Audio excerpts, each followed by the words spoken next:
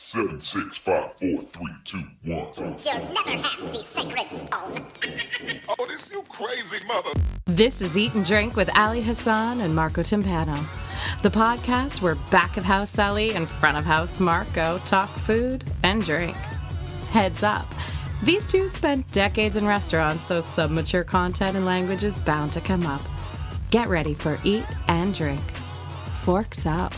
Do you have them on the right ear? I don't know. Do I? I don't know. It should say on the side. Okay. You gonna let me wear these the way I want to wear? Do I look that stupid when I wear them? Yeah, you're micromanaging me right I'm just saying. All right. This is Eat and Drink. And the micromanager that you hear there is Marco Timpano. Tells me to wear the headphones and then judges the way they look on me and asks, am I wearing them properly? I mean, really. They just look weird on you. This is an experiment because Marco says I'm too hot in the cans. He's always I'm yelling about stuff. Listen, when you think this is going to calm me down? When you're listening to this podcast and Ali just decides to veer and scream right directly in the fucking microphone. Scream. It's pasión, amor. What else? You know those moments, folks, when it sounds a little bit wonky? That's hours of me trying to fix what Ali has done in 2 seconds, just so everyone knows. So I'm like, you know what? You try on the headphones. Maybe this will refrain. I won't learn. You know when I'll learn? I'll learn when you make me do the wonky fixes. Oh yeah. Listen, like, you want to start editing? I'm happy to make that happen. This thing may never get out to the public if I start doing editing. Listen, can't figure stuff out. The guy across from me wearing the silly headphones, Ali Hassan, good friend of mine. How are you? I'm good. How are you doing? I've already told you about the double M over here. Yes. Micromanager Marco, triple M, actually. If you were a wrestler. Listen, I'm a triple threat. Yeah, you know what? Yeah? Huh? Yeah. Are you friends with any wrestlers? I feel like you would know wrestlers. No. No? No, I don't know any wrestlers. Mike Patterson is a comedian in Montreal. Yeah. He was working in those his brother used to wrestle a bit, like low-level wrestlers. I've been acquainted with a few. Nobody of any repute. Nug. Do you know Nug? Nug Nargang? Of course. He does a ton of work with wrestlers. He knows a ton of wrestlers. And whenever like a wrestler from the 80s is doing something or passes away, I always reach out to him and I'm always like, oh man, I know that like this affected you because I know how much you love wrestling. Yeah. And whatnot. Him and so he's a famous sketch performer, improv and sketch out of Toronto. Yeah. And then Casey Corbin is I don't know if you know Casey, but these two guys, he's a stand-up comedian. These two guys love wrestling at another level completely. Oh, there you go. Yeah. All right, but this is not a wrestling podcast. It's not, but they both have one, I believe. So look those up. Check those out. Yeah. But I do want to start talking about my drink. I mean, to me, it looks like you couldn't be lazier today. It looks like the laziest, most bullshit effort was made here. Here's what I see. Let me tell you what's in front of my eyes. Tell me what you see. I'm going to even take a picture of it. It is 2 empty glasses. Yep. And then a bottle of San Pellegrino. Right. That's the whole thing, folks. Normally, this guy comes in with a tray, 7 different things wobbling on it, barely makes it in this door without something falling. There's ice, there's garnish, there's lemon. This is 2 empty glasses and a San Pellegrino. Couple reasons why this is here. While you're taking the picture, I'll explain them. Yeah. First of all, as you may have heard over the last couple of episodes, Ali is on a fast of sorts. Put this on me? Yeah, totally. He's on that Whole 30. I'm just opening up the Pellegrino now. He's on the Whole 30, so he can't drink this, he can't drink that. When was the last time you had booze, my friend? Have you been cleared? No.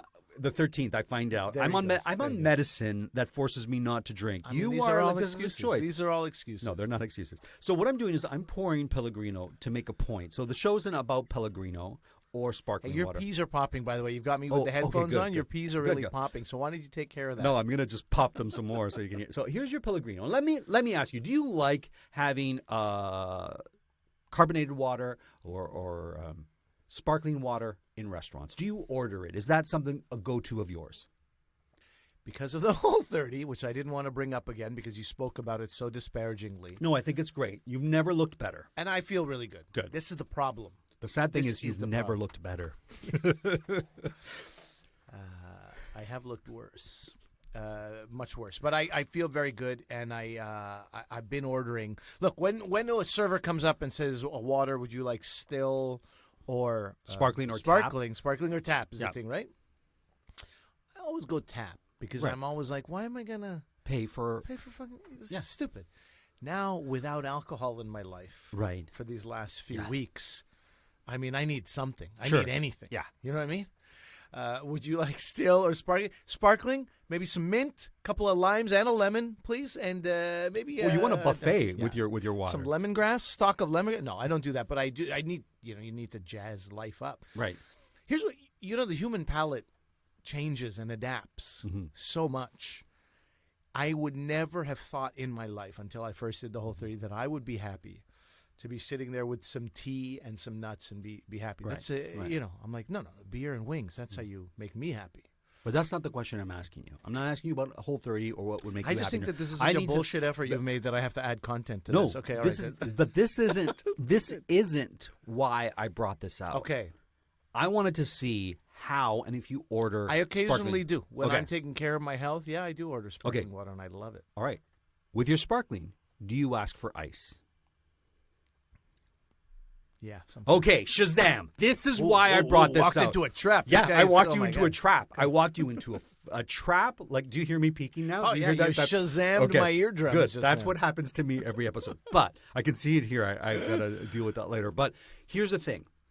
First of all, my cocktail episode or my beverage episode right now is going to be about ice. Oh. It's about ice. It's not about And the what lack you see. thereof today. And lack thereof. Yeah. Here's my thing, okay? If you're having sparkling water, you should not be putting ice in that sparkling water. Okay. Talk All right? to me. It should be cold from the fridge when it's served to you. And that's the temperature you're supposed to drink it. And here's what drives me nuts.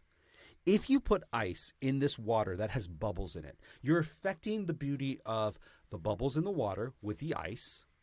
Also, ice is made of water that is not the water that you have here. So if you're drinking Perrier, Pellegrino, water from Greece, from Peru, you're diluting it with whatever bullshit water you have in the place that you're drinking that water. And my friend, I don't know if you're aware of this, but according to the Daily Mail, Oh, yeah, we trust them with our life. according to the Daily Mail, Jesus but Christ. I've read this elsewhere, ice in 6 out of 10 restaurants have more bacteria than water from toilets. Stop it. Yeah, and I can tell you this. The Daily Mail is a sensationalist tabloid rag. Don't worry about what they say. All right, now listen to me. Yeah. I have worked in many restaurants in my Yeah. life, and it all depends on how clean the bartender or the bar staff is. Sure. So if they wash out the sort of ice area where they put ice to serve with At the end of the night. at the end of the night, not where the ice is made, because that's usually in a machine and Yeah. you're scooping it out, you will find all kinds of things in there at the end of the night. Right. They've just been flying around all Whatever, night. it could be like in the summertime, little fruit flies that die and fall into the ice. Sure, it could sure, be sure. like whatever. It could even be like dirt and Sure. rocks and who knows what, right? Now, I've worked in restaurants where they clean that out every night and they make sure it's clean and the ice is fresh every morning. Yeah. And I've worked in restaurants where it's like, let that shit melt. If we have ice tomorrow there, we'll use that ice and whatnot, right? Wow, whatnot. Yeah. Yeah. And how do you feel about the ice in restaurants? Like, do you ever judge the ice that you have in the glass? Generally, no. But when I have a nice drink, like a scotch or Okay. something, and it's that big cube, Mm-hmm. I judge that very favorably.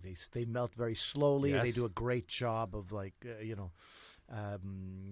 coldifying, making the entire drink uniformly cold. Yes. A big fan of that. But otherwise, I don't judge the ice. I'm here to get fucked up. Right, right. Do your job. See, Barb. I do judge the ice. Of course you do. I can buddy. tell if you have that standard little, small ice that is frozen in 3 spots and then kind of breaks and whatnot. It's a very inexpensive ice making machine, and Sure. most restaurants have it. If you go to a McDonald's or a Burger King or That's anything, with the hole in the middle type of thing? yeah, almost? those Yeah. kind of places. That standard ice. I don't think a nice restaurant should have that standard ice making machine. And once again, I've worked in plenty of places that have, and I get that some places can't afford the different ice or the machines that make better ice. But if you're going to be serving expensive scotches, like you said, you're going to want that ice. Another misconception with regards to ice when it comes to cocktails. Tell me. The more ice in the drink doesn't dilute your drink. It keeps your cocktail colder. So the ice doesn't melt as fast if you have more ice in that glass because the whole thing stays cold.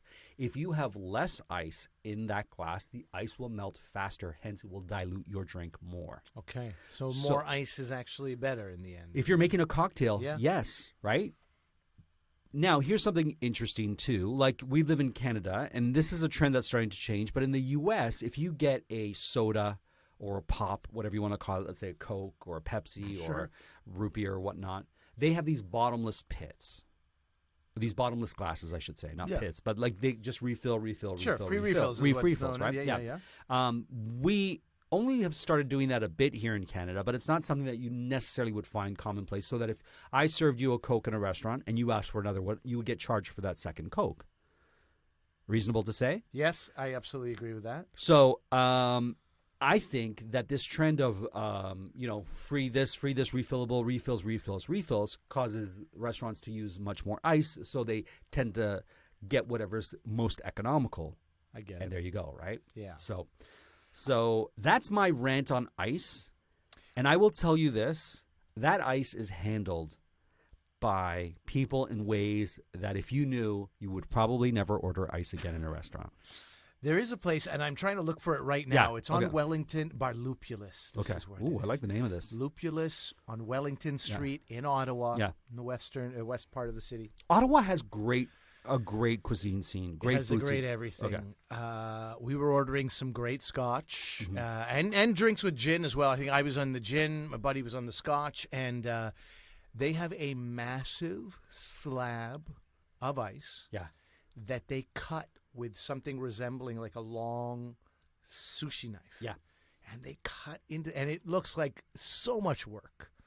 Like if I was at that bar, I'd be like, son of a bitch wants another drink because I have to cut this. Yeah. But these are guys who take so much pride in their cocktails.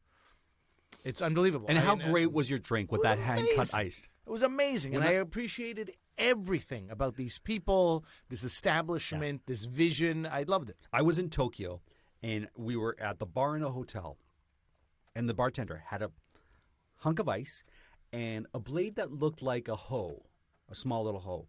And he was just knocking that ice, knocking that ice. And then he would change blades and he would do it. And then he made like a goose egg size piece of ice. Yeah. He put it in our glass, poured the drink over it. You saw the drink kind of cascade over this goose egg ice. Yeah. I'm telling you, nothing tasted better. Yeah, I bet. Yeah, it was beautiful.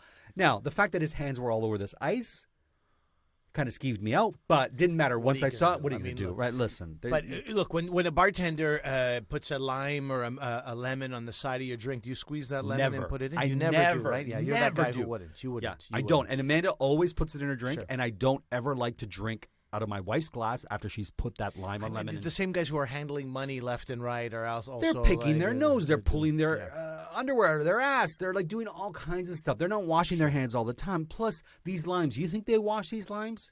Do you think they wash? No. Do you think these limes fall on the floor and they pick them up because they've had them in their apron and they walked it over from the kitchen? Yeah. Are these limes and lemons really gross on the outside? Yeah. You want to squeeze it. This is what you want to do. If you want to take my advice and never eat in a restaurant again, you take that lime that's on your drink, and if they pre-put that lemon or lime in my drink, I get upset. But if it's like hanging off your rim, you get it. You squeeze it and then you put it on the table and you never mention that lime again. That's hilarious. That's my advice. This reminds me of a joke Colin Quinn used to tell about he'd go to he's talking to a friend of his and he was going to put a straw in his drink and he goes, no, you don't use the straws here. Don't use the straws here. My cousin used to work here. Yeah. You know what they do with the straws? They scratch their balls with the straws. Okay. He goes, then I we'll go to a store, and I'm going to get a coffee from this corner store. Mm-hmm. Don't get the coffee here. You know what they do? They take a piss in the coffee here. My cousin used to work here. Right. So this whole thing. And then right. I was like, sounds like your cousin's a bit of an asshole. At the end of the day, it's like it sounds like it's a cousin who's the problem. So in that line of thinking, sounds like you need to work at some better quality establishments, Marco. That's my what friend. I'm saying. Don't you ever call me your friend? My enemy. Yes. Some of the worst places for these violations were the fanciest places. And that makes sense because when you are restricted, even in a family, you think of a child who's restricted. Those are the ones that we always go. One day that kid's going to lash out, and do some sociopathic stuff because they finally have some freedom to do it.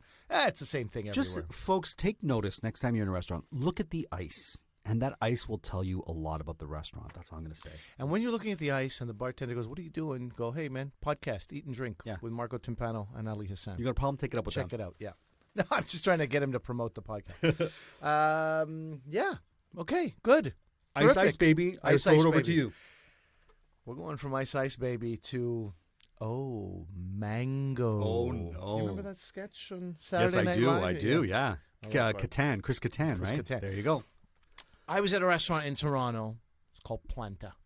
Is this a good restaurant, or are you going to shit talk it? Absolutely terrific. Good. So I don't have to call the lawyers. All right, okay. No, not at all. I've been to Planta, love it too. Yeah, so you, we'll see. But a friend of mine was leaving the city, moving to Vancouver. I take her to a restaurant of her. Not at all. No, not at all. Love this woman with all my heart. Huge loss to the PR industry in Toronto and the city in general that she's leaving. But she's leaving for good reasons. Okay. I said, you've been so supportive. Let me take you somewhere. So she's, as a vegan, she chooses a few places. Does she listen to this podcast? She will after this. Okay. Knowing that she's been promoted so heavily without me naming her name. Fair enough. Is it promotion if you don't name the person? Not really, but it's all right. Not really. Anyway.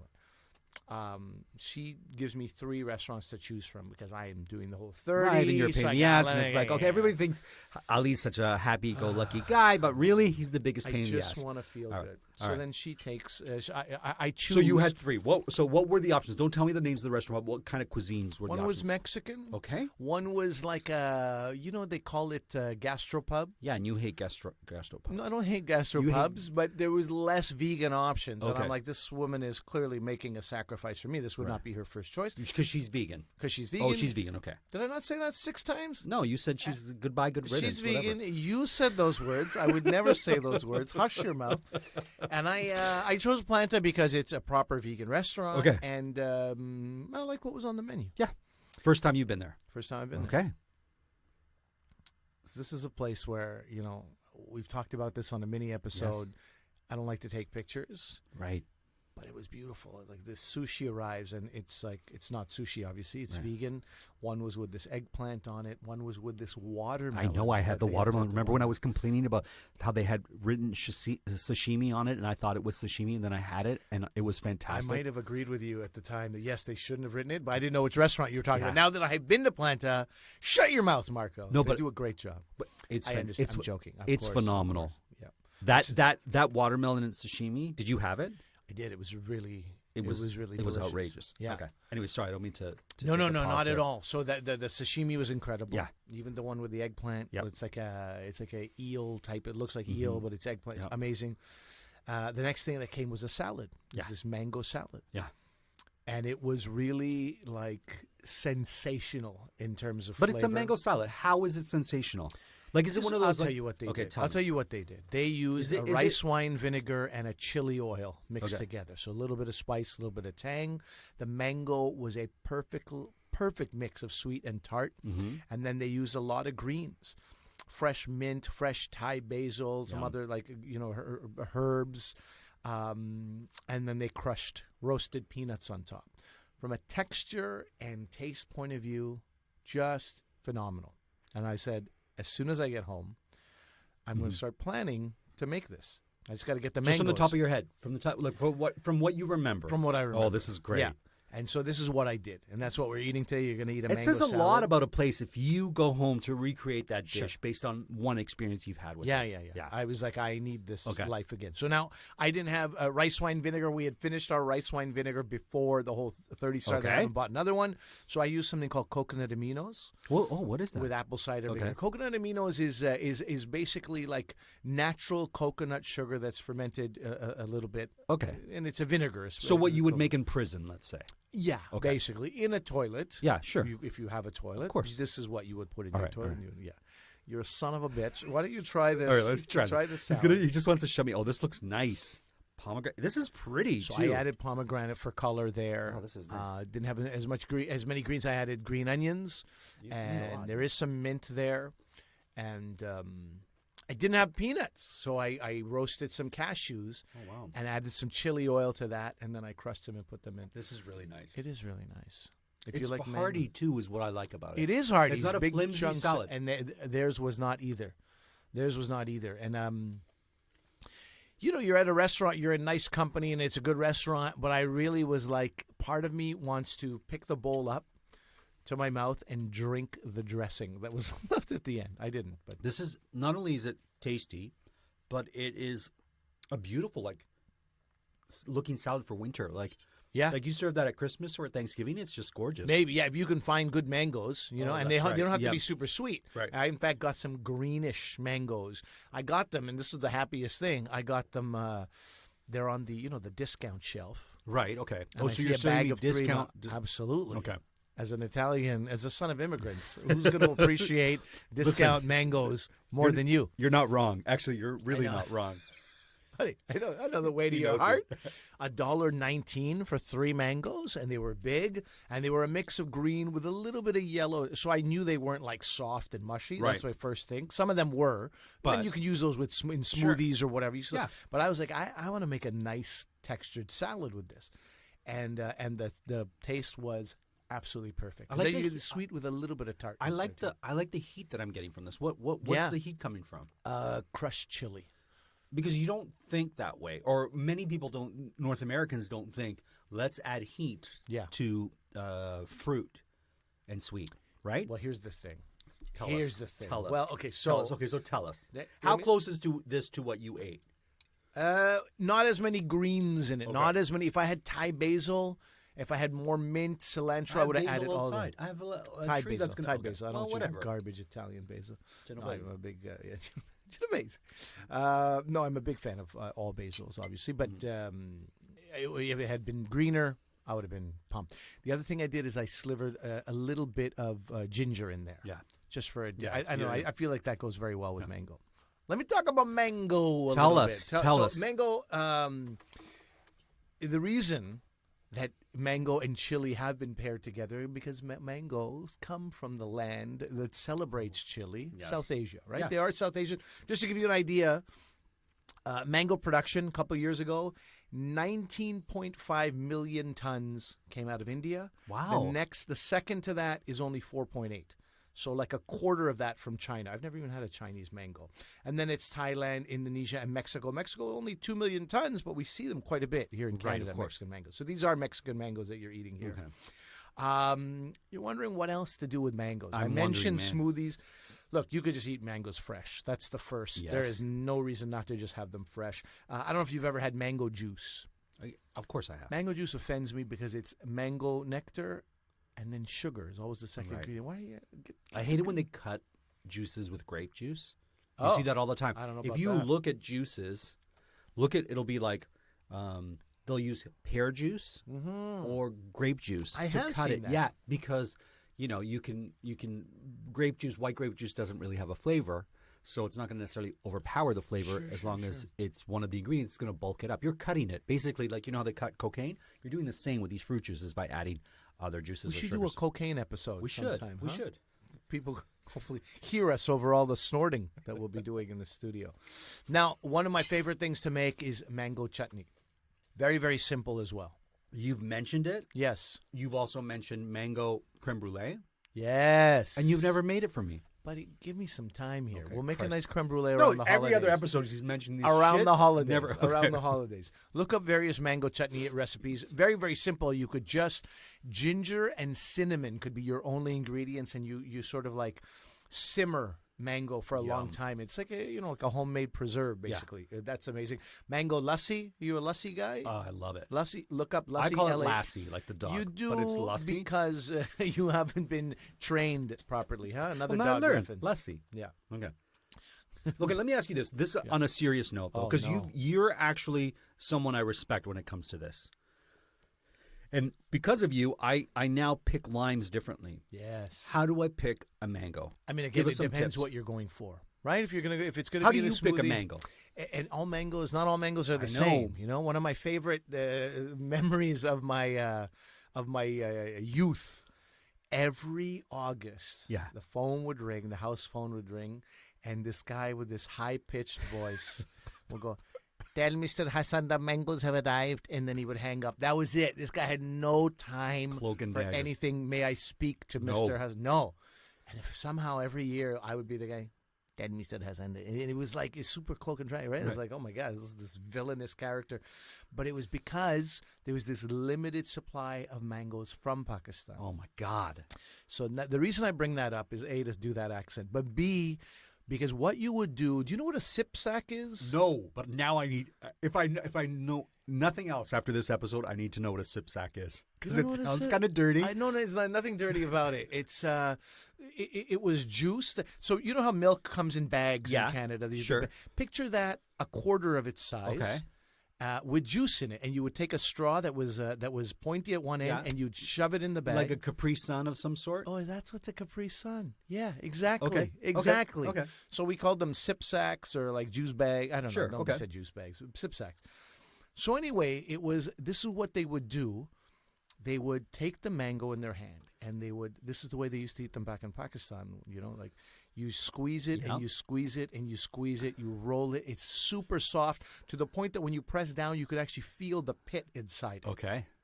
Then you tear off just a little bite off the tip, and you suck all the juice out of that mango. It's highly erotic. Right, sure it is. Except that my father's doing it in front of me. And right. I'm a child. But just to watch these guys, the joy that... Sure. So not all mangoes can be eaten that way. Fair enough. Don't try this at home, Don't folks. try this at home, folks. Some of the Indian ones can't, so Pakistani mangoes were... So I just... It's such a fun memory. But where would you go for this Pakistani mangoes? Where... Like, I need to know the more of this cloak and dagger. So this guy, Deep Throat, would call you. This was a grocer. Yeah? My dad said to him one time, he goes... This is my number. Yeah. I want you to pin it up to this board behind you. Yes. Anytime you get Pakistani mangoes, you call me. Okay. I'll pay top dollar. Okay. Whatever you want me to pay, I'll pay it. I just want those mangoes. This is my dad's, connection back to home. Sure. Of course. Right? This is his memories come flooding back. This is his say. My dad was a guy, if he's eating a sandwich and I go, Dad, is there any more turkey left? He goes, here, have this. Have the rest of my sandwich. He was like shirt off his back guy through and through. But not the mango out of his plate. There you go. Not the mango out of his plate. Wow. He was a little, and he wasn't even that stingy, but he was a little bit like, "Oh, are there no mangoes left there?" But he's like eating them quickly to make sure that I don't get too much of his. But yeah, he's such a big-hearted dude with everything. Oh, and man. these mangoes, the problem Precious. is They're precious. They're precious. Yeah. Especially if they're so perishable. They're from Pakistan. You don't get them every day. You got it. It's you got it. Would your child's son even appreciate what he's about to eat? Or do you even offer to him to see that he's not appreciating this gift that you're going to do? No, you don't. And I understand that. I got that call. Yeah. And then I forgot. No. And so then I think it was the next day. I think it was just the next day. I go, oh, man, Dad, I forgot to tell you the guy from this corner store, from this, little grocer, he called, the mangoes have arrived. My dad's like, when? When did he? Sorry, I made the thing pop. You heard it. Sure, I heard it in my own nice. ears. Okay, good. But my dad freaking out. When did he go? When did he go? I go, no, I think it was just yesterday, maybe the day before. He goes, oh, Ali. And he got angry, and he moved fast. Right. He moved out of the house and into the car and took off. Did he get them? He got them. Oh. They put them aside for him. Thank but goodness. he was like, what if somebody else comes and goes, screw Farooq Hassan. Mm-hmm. I'll take your mangoes. I'll give you $10 extra for this crate. Maybe they would, but no, they were good about keeping them for him. But I remember that lesson being learned that, this is serious. Mm-hmm. My dad had never moved that fast. This is serious. Yeah. So anyway, all that to say, mangoes have a wonderful place in my house. So for 1 month a year or less, a couple of weeks even, we would get these Pakistani mangoes. Otherwise, we would get the Indian mangoes, and of course, the Pakistanis always have to be like, they don't taste like the ones from Pakistan. The Indians have to say like, these Pakistani ones, they're not as good as our Indian ones. Everybody has their memories. Sure. And everything. And then more common than not, Mexican mangoes. Now, Mexican mangoes. I think Mexican mangoes are the best ones for salads. They're the best ones for smoothies. Okay. I thought you were going to say something disparaging. You're not. No, I'll give you credit. Buddy, it's mangoes. No disparagement. Listen, of any kind. I'll disparage them. Fuck those mangoes. No, they're fine. Give me Pakistani They mangoes have only. other purposes. Okay. But if you want to eat a fresh mango, India and Pakistan every time. What about Jamaica? Jamaica, I hear, has the mangoes to make your mother cry. Well, they're not on this list right, of fair enough. millions Okay. of tons produced, but Maybe they just keep them for themselves. I mean, I've had them at the resorts. That's not a good way to judge, because those are the those aren't the best of the No, best. of course they're gonna be like, okay, let's feed these horrible stupid, people some exactly. mangoes. I know what your dad is going through though. Like I can relate to that with porcini mushrooms. If I see a porcini mushroom here in Canada, I'll buy it even if I can't consume it, just so I have it. Yeah. If I can just look at it, because it's so beautiful. Because it's rare that you see a proper porcini mushroom. You see those giant king oyster mushrooms pretending to be imposters masquerade. Yeah. But they're not. And I know. I look at them. I'm like, you're not going to catch me. No. Yeah. You tasteless son of a bitch. You're not a porcini, right? Anyways. I remember I have a friend, Sheba, who her father was in oil and gas, traveled around the world. So they were in Libya for a while he was on a contract there. She has never eaten another mango in her life because she doesn't want to mess with the memory of the mango she got in Libya. Wow, committed, eh? This is like, I'm talking about age 12, 13, 14, like that. And I'd be like, do you want this mango? I have some mangoes. She's like, no, I don't eat mangoes. I go, oh, you don't like them? She goes, no, you don't understand. I had the best mangoes I've ever had in Libya. I have tried a mango here, and I was like, I'll never do that again. They're want dead to memories. Yeah, they're dead to her. I mean, it's Libya or bust. Fair enough. So anyway, that's just I say that also because I think of course Khomeini Jamaica is sure making great mangoes. What's that? Khomeini said that. Sorry, that is he did popularize that slogan. Sorry. There's also something called mango achar or mango pickled mango. Yes. So in a spicy form, that they use the green mango, not the sweet yellow ones for that. In parts of Southeast Asia, the Philippines and Malaysia, they will often add like fish sauce and salt to mangoes, and it's like this salty, pungent kind of condiment. And then juices, smoothies, ice cream, and of course creme brulee, which I will one day make for you, my friend. And if you haven't, it's funny. Once a year I still meet somebody who's never eaten a mango. Yeah, I think it's if you're not used to mangoes, they seem very foreign, and they can be a little bit. I mean, nowadays, who hasn't seen a mango somewhere? Come on, right? But I remember when my mother brought a mango to the house, and we were like, okay, like, how do we do this? There's a giant pit. How it's foreign. It's not dragon fruit. It's not. But so picture dragon fruit to us, like as foreign looking as like, for example, I have never eaten a mangosteen just like that. Yeah, and I'm dying to. But when was the last time you ran into a mangosteen? Earlier today, actually. I was on the street, and there was this mangosteen walking. No. How often do you eat mangosteens? I've never had mangosteen fresh. Just like that, right? Yeah, I've never had it fresh. Yeah, so there you go, right? Yeah. But anyways, we're talking about two different things. A mango is... Dude, there's clothing lines named Mango. There's a character on SNL named Mango. It's just the Jewish cousin of the mango is the mangosteen. I don't believe that is directly from Wikipedia. But let me ask you this, though. Yes. How do you pick a mango? You haven't answered. You're like, there's different mangoes. You're in the store. What do we look for in a mango? Look, if I want to eat it right away, I want to eat it fresh. I look for something that is yellow. For those Indian mangoes, especially, I look for like yellow in color and slightly soft to the touch. Usually, we get a crate. Oh, okay. Usually, so we get a crate. You don't mess so around. We get the Alfonso mangoes. Yeah, the Alfonso. Those are the ones that they're a bit smaller. They should mostly, if not every single one, be yellow, and then you just plow through. All right. It's like such a party. And then it's like 16, like $20. It's like a steal. Otherwise, sometimes it's like $4 a mango. Same thing as pomegranates. You've seen that where a pomegranate is $3. Are you crazy? So always get the crate. That's what I would recommend and get into it heavily. Now, if it's a Mexican mangoes, they start green and then they start to get red and yellow. Right. So I would get one that has a little bit of green still in it if I was going to use it for salad. If I'm going to use it in a puree, it can be fully red, yellow, and even like very soft, mushy even. You're okay? I'm okay. We'll turn that into more mush. Okay. There you go. A mango milkshake. Yeah. Well, that's almost a lassie, right? Like, no, but I'm talking about vanilla ice cream and then pureed fresh mango. That's a good time. There you go. That's my youth. Okay. Mango, man, mango. How do you pick? I picked some really bad watermelons this year, and I was really upset. Yeah. What do you look for when you're picking a watermelon? If you don't mind me asking, Marco, it's not that I picked the watermelon. Right. The watermelon picks me. You see, and if you don't have that connection with the fruit, then it's never going to happen. Okay, fair enough. Right? All right. Well, there you go. That's luck of the draw for me, buddy. That's like I've seen people knocking it, shaking it. I'm like, what are you? I don't know. You look like an old, knowledgeable woman here, but I don't know what you're doing. Nestle it between her breasts. Yeah. And I was like, what's going on here? She goes, I can feel the temperature of the watermelon tonight. I'm like, all right. You go, are you, is that a good watermelon? She goes, I don't know. It's cold and my tits are hot. And that was the whole thing? No? No, that's not what she said. But, okay. Yeah, but there you go. All right, listen, I enjoyed that. I really enjoyed, and I'll be honest with you, I wasn't digging your response to how to pick a mango, but then you came through in the end. Who the hell can really please you, though, huh? What can you dig in this day and age, Mark? Yeah, many have tried. A few have succeeded. Few ever want to do it again. All right, let's move on here. All right, I've got my blindfold here. Do you have the food item I here? don't. Okay, I didn't expect you to have your blindfold here. Just give us a second. What's in Marco's mouth? That's right. What's in Marco's mouth? It's nothing dirty.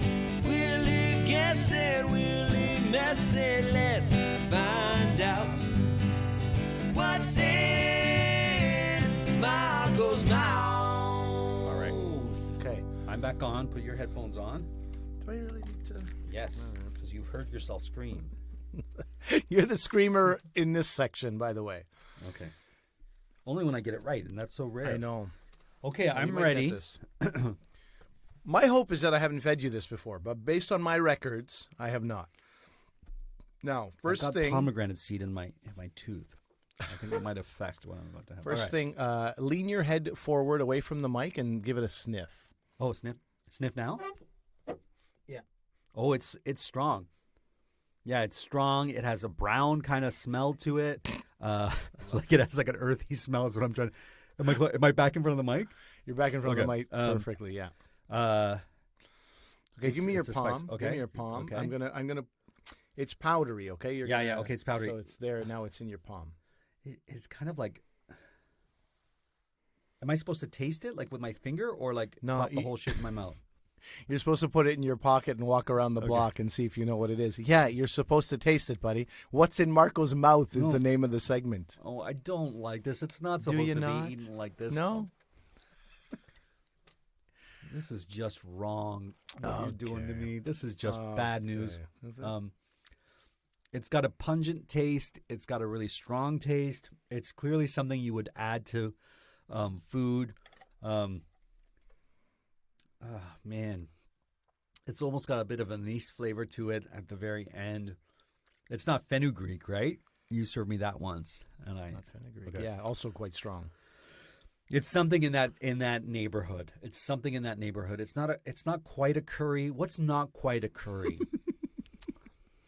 What's not quite a curry? Oh man, I don't even want to taste it again. No, That's I'm noticing you're not asking for a second. I still have some in my hand. Okay. Oh, I just don't like it, my friend. I'm sure I like it in dishes when it's used in its proper format, but eating it like this I'm is just going to put it make in a dish just to make you it's gonna realize give me a sore stomach. delicious. Oh, okay. It's not coriander. It's not anything I really enjoy. I'm sure I have this in my cupboard upstairs. What is it? It's going to be brown in color, brown to a yellowy color. It's going to be I don't know. I'm going to say ground coriander. I can't think of anything else right now. Okay. Well, what it is it's called za'atar. Yeah, it's called za'atar. You did use this before. Did I? And you still didn't? Look at you. Look at you, huh? So offended by the flavor. Now, you'll see, this is very common where they translate it, and it's like, that's not exactly what's going on. So they just call it green thyme on the label. Oh, okay. This is not just green thyme. Za'atar is, you can see the sesame seeds in here. So often it has sesame seeds, almost always. You can see that, right? And sometimes dried sumac. Sometimes it's salted. It might have other spices in it, I knew it wasn't sumac because we've had sumac before. Right. You know, maybe you haven't given me. Maybe I'm thinking sumac. But yeah. But I see what you're saying because it wasn't quite sumac, but I can almost feel it there somewhere. Yeah.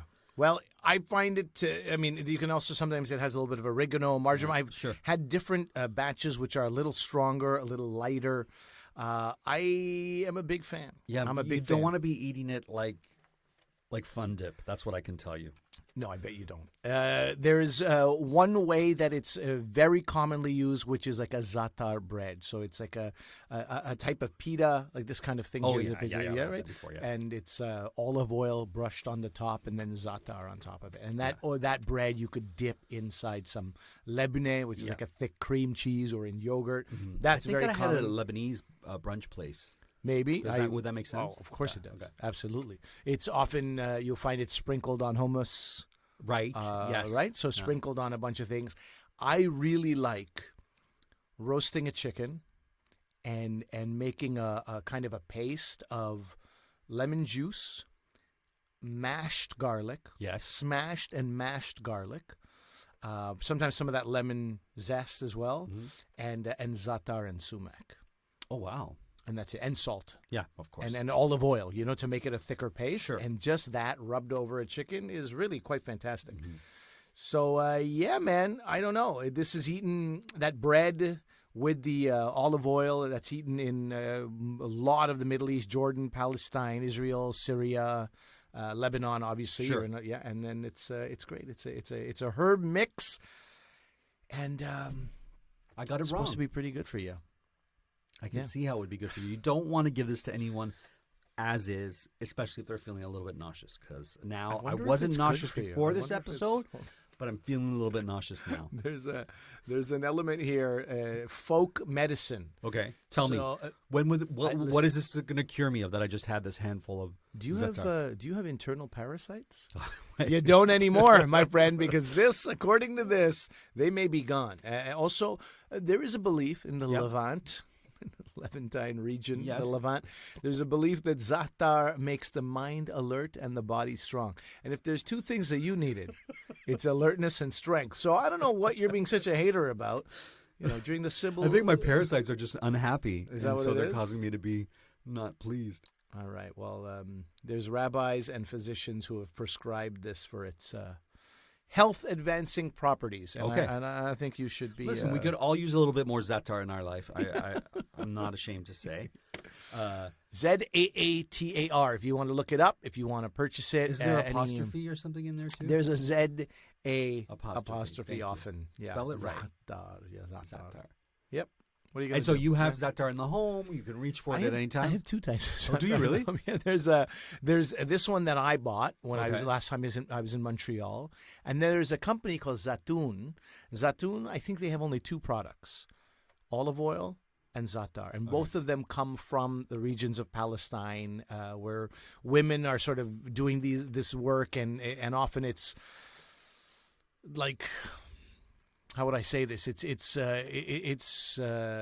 women who normally wouldn't be remunerated for the work that they're doing, right? Okay. But this cooperative got set up, and basically all the money, I'm sure the people, the liaisons are making their fair share too. But this is to fairly compensate these women for the olive oil that they're making and the za'atar that they're making. So I wasn't good enough to try that za'atar. I haven't opened that bag yet. That was a gift that I just got. Okay. Every Christmas, my brother-in-law orders a bunch of olive oil bottles, so we always have that around as one of our for guests. The kids aren't getting that. Okay. Olive oil. What the hell? It's too precious. It is right. So it's from Palestine. Right. It's traveled a long way. Yeah. Not one of those olive oil from Spain. Produced and bottled in Oshawa, Ontario. Right, you know what I mean? Like those kind of things. Yeah. That's what the kids get. Okay, fair enough. Yeah, I get it. I get it. I'm not worth it. I'm not worth it. All right. Well, listen, you're definitely worth our gratitude for listening to this podcast. Thank you so much, brother. I appreciate it. Not you, Were you our not listeners. talking to me? It really felt like you were connecting with me. You're looking right into my eyes. It felt real. Please listen, rate, subscribe, whatever the hell that's Engage in any way you feel like it. Yeah. Yeah. Leave us a 5-star review. I want more 5-star reviews. We don't have enough on our iTunes, on our Stitcher, on whatever platform you listen. 5-star. Also, leave us a 1-star review. No, don't leave us a 1-star review. Do not leave us. You don't want to balance things out? No. No, I There's don't. a look of panic in your eyes.